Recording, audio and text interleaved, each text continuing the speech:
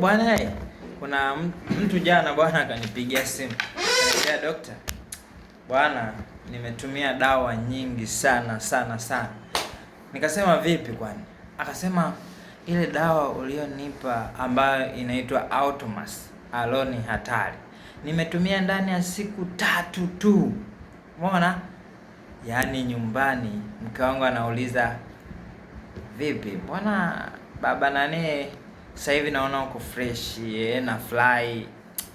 Nikasema nilikwambia kabisa kwamba wewe ukiona dawa hii Automas haijafanya kazi, leta mimi pesa yako na kurudishia na nauli nakupa. Akasema dokta, wewe ni noma. Sawa?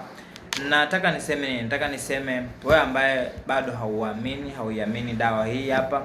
Hii ni dawa ambayo imethibitishwa kabisa na ufanyaji kazi wake ni inafanya kazi vizuri. Kwa nini? Kwa sababu vitu ambavyo vimechanganywa humu ni vile ambavyo vinaenda kukurudishia ule uasili wako. Hii sio booster.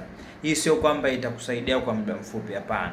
Hii inaenda kutibu chanzo cha tatizo. Sawa? Unakuta kabisa mambo hayaendi vizuri, basi hii inaenda kutibu chanzo cha tatizo. Kwa hiyo namba zangu nitaweka hapo.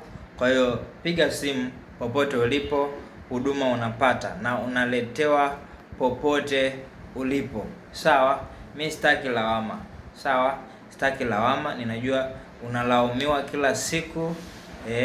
Kila siku unapewa lawama na mke wako, lakini pia na ndugu zako pengine.